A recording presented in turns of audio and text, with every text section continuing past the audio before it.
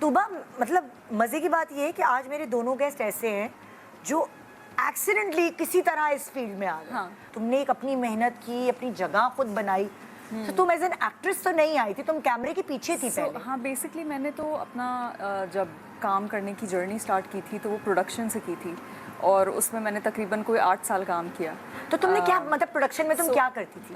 मैं कंटेंट देखती थी and I was in corporate affairs. मैंने जब स्टार्ट किया था तो I was associate corporate affairs, Jio से मैंने अपना करियर स्टार्ट किया था। उसके बाद I was manager corporate affairs, मैंने काफ़ी साल जियो में काम किया। क्या पढ़ा था तुमने? मैं इंग्लिश लिटरेचर पढ़ी थी उस टाइम पे। जिस टाइम पे मैंने काम स्टार्ट किया था I think I was 18 years old. बहुत छोटी थी, बहुत यंग एज में।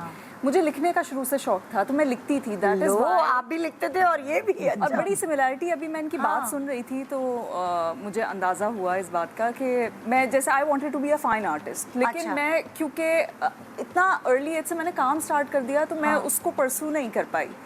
बट मैं लिखती थी हमेशा से, उसकी मुझे लगता है उसकी वजह से I used to write as a freelance writer.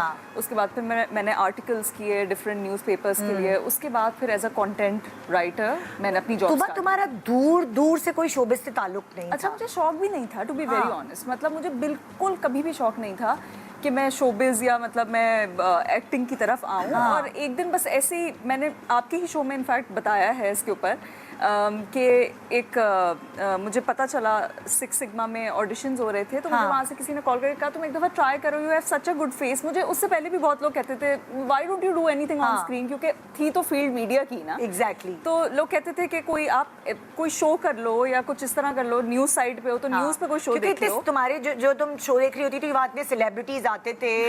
तुम्हारी इंटरेक्शन लोग एचआर डिपार्टमेंट का जिस चैनल में मैं काम करती थी वो लोग मुझे मुस्तकिल कहते थे, लेकिन मैं कहती थी नहीं, I don't think I can do anything in front of the camera. तुम शाय थी या नहीं?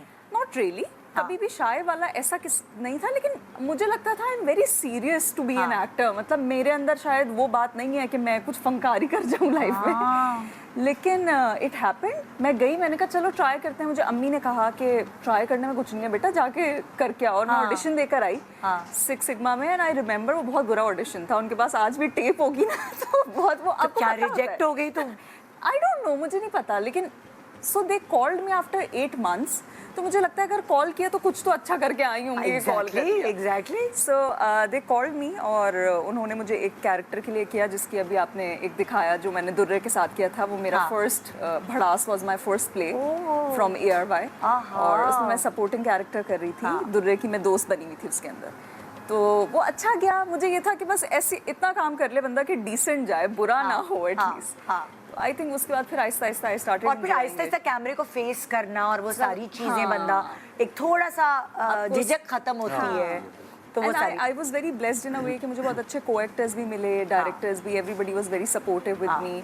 तो मैंने Aahista Aahista I tried working on my craft और चीज़ें। मतलब लाइक देखो ना, आपकी अल्लाह ने आपकी मंजिल सोची होती है कि आपको कैसे पहुंचाना है। किसी तरह घूमते फिरते होते होते तुम इस जगह पे पहुंच गई। आप भी, आपके साथ भी यही हुआ, रेडियो, आपका आर्ट से ताल्लुक और घूमते फिरते आप स्क्रीन पे पहुंच गए। आई थिंक मुझे लगता है कि आप अगर if you are meant to be somewhere ना, आप पहुंच जाते हैं।